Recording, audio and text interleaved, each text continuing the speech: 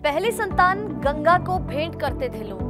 दाढ़ी बाल कटवाने पर टैक्स लेते थे अंग्रेज और चांदी के कलश में लंदन गंगाजल भेजा जाता था। कुंभ में बाल दाढ़ी बनवाने पर टैक्स लगता था। गाय बछड़ा दान करने वालों से भी वसूली की जाती थी।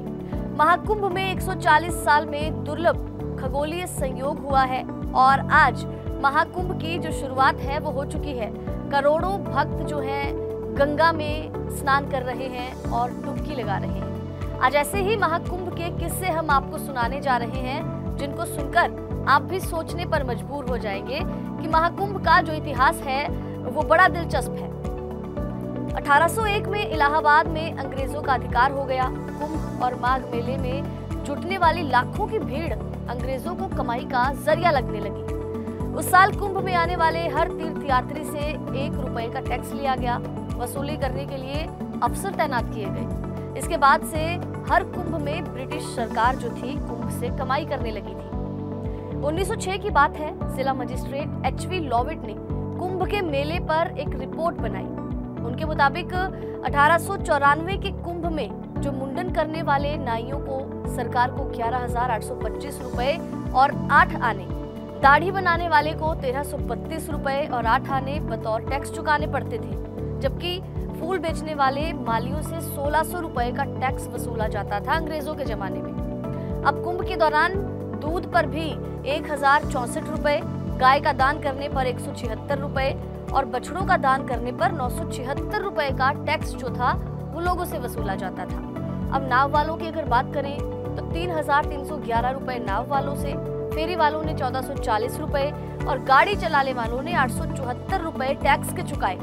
इसी तरह 1906 के कुंभ में बाल काटने पर 10,444 रुपए और 8 आने, दाढ़ी बनाने पर 1,348 रुपए और 8 आने, मालियों से 1,336 रुपए वसूले गए। दूध पर अगर उसी साल की बात करें तो 728 रुपए, गाय का दान करने पर 152 रुपए, बछड़ा दान करने पर 1,098 रुपए का टैक्स लगता था।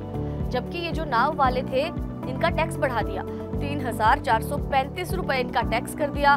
फेरी वालों ने 1,025 रुपए और गाड़ी चलाने वालों ने 1,995 रुपए टैक्स के चुकाए थे। इतिहासकार डॉक्टर हेरम चतुर्वेदी ने अपनी किताब कुंभ ऐतिहासिक वांग्मय में लिखा कि अंग्रेजों से पहले मुगल भी कुंभ से कमाई करते थे। अकबर ने 2 अधिकारी कुंभ की व्यवस्था को देखने के लिए तैनात किए थे। पहला था मीर-ए-बहर, जो कि लैंड और वाटर वेस्ट मैनेजमेंट का काम देखता था, और दूसरा था मुश्ती, जिसके हवाले थी घाटों की जिम्मेदारी।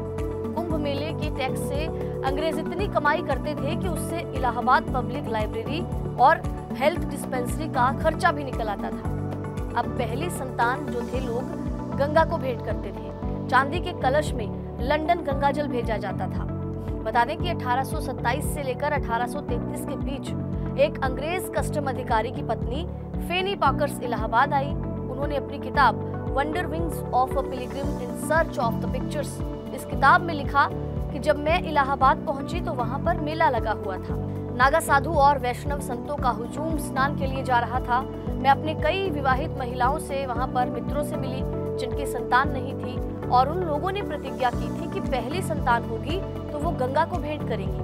अब प्रयाग के क्षेत्रीय अभिलेखागार के दस्तावेजों के मुताबिक चांदी के कलश में गंगाजल जो था वो लंदन भेजा जाता रहा। 1902 में महाराजा सवाई माधव सिंह द्वितीय अपने ओलंपिया जहाज से लंदन जा रहे थे तो उन्होंने चांदी के कलशों में 8,000 लीटर गंगाजल भरवाया। इसके बाद जहाज से वो गंगाजल लेकर लंदन पहुंचे। मेला सजाने इंग्लैंड से अफसर बुलाए जाते। पुलिस को ड्यूटी के लिए परीक्षा देनी पड़ती। कुंभ को सफल बनाने के लिए इंग्लैंड से खास तौर पर अफसर यहाँ पर आते थे। ये अफसर भारत के सचिव को हर दिन की रिपोर्ट भेजते थे। राजकीय अभिलेखागार के 1894 के एक दस्तावेज के मुताबिक कुंभ के लिए प्रशासनिक काम इलाहाबाद के कलेक्टर और जिला मजिस्ट्रेट की देखरेख में किया गया। लेकिन मेले को सुंदर बनाने और सजाने के लिए इंग्लैंड से 3 अफसर बुलाए गए थे। 1894 के दस्तावेज के मुताबिक कुंभ में अधिकारियों को ड्यूटी के लिए परीक्षा पास करनी पड़ती थी। इसके लिए आचार संहिता जारी की जाती थी। पुलिस को लोगों की जानमाल की सुरक्षा के साथ साथ साफ सफाई और हेल्थ का भी ध्यान रखना था, और इसकी निगरानी के लिए एक यूरोपियन कैंटोनमेंट इंस्पेक्टर और 2 असिस्टेंट इंस्पेक्टर की ड्यूटी लगाई जाती थी। शौचालयों की साफ सफाई के लिए हर वॉशरूम के पास 6 घड़ों में आपको बता दें कि मर्क्यूरिक फ्लोराइड भरकर रखा जाता था। अंग्रेजों से छुपकर जब साधुओं ने रातों रात शिविर में कुएं खोद डाले हैं, वो किस्सा भी आपको बता दें कि 1918 में कुंभ के दौरान अखाड़ों की जो मांग थी, उनके जो शिविर थे उनके भीतर कुआं खोदने की उन्होंने अनुमति मांगी। अब साधु संतों को पीने के पानी के लिए दिक्कतों का सामना करना पड़ता था। जब संतों को कुआं खोदने की अनुमति नहीं मिली तो हिंदू महासभा, बड़ा पंचायती और निर्मल अखाड़ा, इन तीनों ने मिलकर रातों रात अपने ही शिविर में कुआं खोद दिया। अब अंग्रेज अफसरों को जब इसके बारे में पता चला तो उन्होंने कुएं को बंद करा दिया और तब कुंभ के लिए मेले क्षेत्र में ही 185 टोटियां लगाई गई, 27 पानी की टंकियों की व्यवस्था की गई जो लाखों लोगों के लिए बेहद कम थी। अब कुंभ के लिए अंग्रेजों ने 4 अस्पताल बनवाए क्योंकि 207 लोग हैजा से वहां पर मरे थे। क्योंकि 1906 की बात है कि कुंभ के दौरान मेला क्षेत्र में हैजा फैल गया था और इससे निपटने के लिए सरकार ने वहां पर हैजा हॉस्पिटल बनवाया। 281 पीड़ित मरीजों का इलाज किया गया, लेकिन इनमें से 207 की मौत हो गई। 167 लोगों की मौत सांस लेने में दिक्कत और निमोनिया से हुई। अब 1918 के कुंभ में 4 अस्पताल बनवाए गए थे। मुख्य अस्पताल में 100 बेड थे, बाकी 3 अस्पतालों में 20 से 25 बेड थे। मेला प्रबंधन के पास दवाइयों और मेडिकल इक्विपमेंट की व्यवस्था थी और महामारी प्रभावित क्षेत्रों में विशेष जांच भी की जा रही थी। तो ये थे कुंभ से जुड़े कुछ अजीबोगरीब किस्से और कुंभ का इतिहास जो अंग्रेजों के जमाने में रहा कि किस तरीके से अंग्रेजों ने भी और मुगलों ने भी कुंभ से कमाई की, कुंभ को कमाई का एक जरिया बनाया था।